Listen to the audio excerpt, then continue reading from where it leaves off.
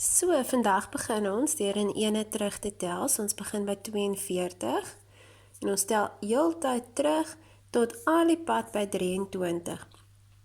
So, as jou boonste lyntjie se spasie op is, dan gaan jy net in jou volgende lyntjie daaraan tot daar. En as jy groot skryf, gaan jy dalk nog 'n lyntjie moet aangaan om al die nommers klaar te skryf. Dan gaan ons getalname skryf. Nou jy sal sien, hierdie lyne is vir die getalle se name wat ons hieronder geskryf het. En hierso is ons nommers, dat jy kan sien wat se getalnaam ons aan die kant moet skryf, en dat jy kan sien hoeveel prentjies jy aan die kant moet teken.